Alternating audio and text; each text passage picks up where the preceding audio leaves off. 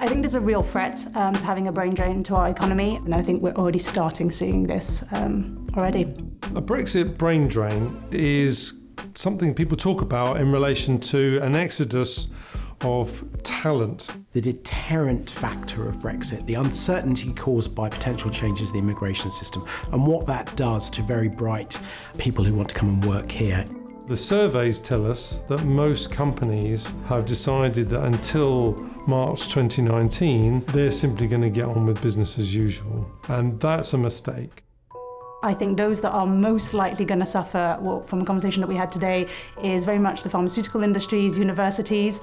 I think the tech space, we're kind of okay, but the SMEs are going to have, I think, some challenges as well. It's very hard for small and medium-sized businesses to suddenly magic new employees out of the air at a time of a very tight labour market. I mean, if you don't have the people, you just can't operate. Of course, the outcome of Brexit negotiations are uncertain at the moment, and that's going to be a big impact on the UK's ability to attract the right people from across the world. What is the UK going to look like in 5 to 10 years? Do I want to bring my whole family, kids, wife, partner, husband, into the UK and establish them here when we don't know what's going to happen? And I think that's the big fear, the reason people talk about a potential brain drain, is simply that people have choices. These are very mobile workers who could be working in many different parts of the world. What does this potentially mean for my business, and how can I manage the potential effects that Brexit may have on my company? Everybody's having to look at that right now. Everyone's having to think, crisis mode, what are we going to do? It's been very well known in the UK that we've been looking at the rest of Europe to find that talent just because we haven't found it at home.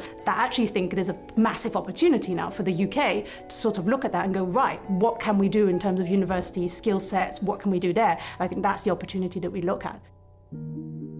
I think for employers, they cannot rely on what they've come to rely on over the last 10, 15 years. They have to start really putting more work into retaining staff in particular and recruiting staff. With our staff that have actually returned to EU countries to live and work, we've kept them. They didn't essentially want to leave us, and we didn't want them to leave us either. So we've decided to actually really implement and use the power of technology. And you're still able to meet your objectives, you're still able to get projects done, they've still got the flexibility, and actually they love working for you even more. They actually fall in love with the company even more, because what you're doing, you're making their life easier, you're making the quality of their life better. What we advise businesses to do is, in the first instance, carry out a mini audit of your business. So look, for example, how many people in your workforce are EU nationals. We'll also look at your supply chains as well.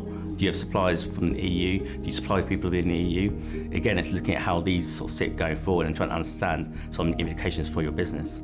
I think it's an opportunity to actually take another look at potentially running your business in a different way and begin to explore new avenues. It's an opportunity for businesses that can stay nimble and can seize those opportunities when they do see a bit of a clearer road ahead. But for an individual, for people, these are their families, these are their homes, these are their careers that are potentially up in the air at the moment. And I think that's the biggest thing we mustn't lose sight of. There are 3 million real people whose lives are up in the air through this process.